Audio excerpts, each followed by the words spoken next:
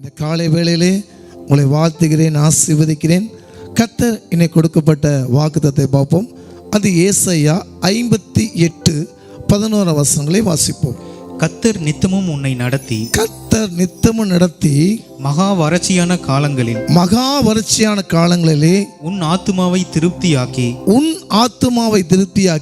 உன் எலும்புகளை நினமுள்ளதாக்குவார். நீ நீர்ப்பாய்ச்சலான தோட்டத்தை போலவும் வற்றாத நீரூற்றை போலவும் இருப்பாய். நீ வற்றாத நீரூற்றை போல இருப்பார். ஒரு தோட்டத்தில் மிகுந்த செழிப்பு இருந்தாதான் அந்த இடத்துல வளர்ச்சி ஆகும். நல்ல நிலம் தேவை ஃபஸ்ட்டு. ரெண்டாவது, நல்ல விதை போடப்பட வேண்டும். மூன்றாவது, நன்றாக நீர் பாய்ச்சப்பட வேண்டும். நான்காவது, அந்த தோட்டத்துக்கு சூரிய வெளிச்சம் தேவை. அப்போதான் அந்த தோட்டம் செழிப்பாக மாறும். சங்கீதம் 52:8 எடுத்து வாசிங்க. நானோ தேவனுடைய ஆலயத்திலே பச்சையான ஒலிவ மரத்தை போல் இருக்கிறேன். தேவனுடைய கிருபையை என்றென்றைக்கும் நம்பி இருக்கிறேன். நம் தேவனுடைய ஆலயத்திலே நாட்டப்பட்டா இருந்தால் செழிப்பாக இருக்க முடியும். அவருடைய வீட்டிலே தேவனுடைய ஆலயம்.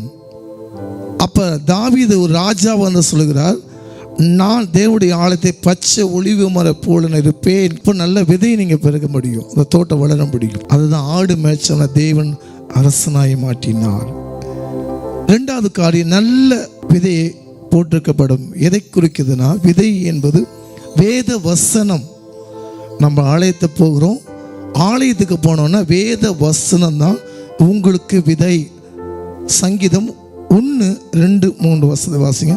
கர்த்தருடைய வேதத்தை பிரியமாயிருந்து இரவும் பகலும் அவருடைய வேதத்தை தியானமாய் இருக்கிற மனுஷன் பாக்கியவான்.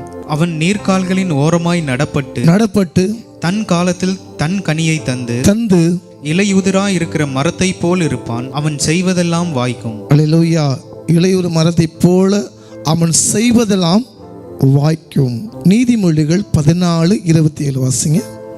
கர்த்தருக்கு பயப்படுதல் ஜீவ ஊற்று, அதனால் மரண கண்ணிகளுக்கு தப்பலாம். ஆமேன். கர்த்தருக்கு பயப்படும் ஞானத்தின் ஆரம்பம் வேதம் சொல்லுகிறது. அப்ப ஜீவ ஊற்று எது அப்படின்னா, அந்த தோட்டத்தை குடிக்கிறது. கர்த்தருக்கு பயந்து விசுவாசமா இருந்தால் ஜீவ ஊற்று உங்களிடத்தை பெறப்பட்டா, அவரே ஜீவ நதியா இருந்தார், ஜீவ ஊற்றா இருந்த வேதம் சொல்லுகிறது. தீமை பொல்லாப்புக்கு வெறுக்கிற மனசிலாக்கணும். சங்கீதம் 128:1 வசனத்தை வாசிப்போம். கர்த்தருக்கு பயந்து அவர் வழிகளில் நடக்கிறவனோ அவன் பாக்கியவான். கர்த்தருக்கு பயப்படணும்.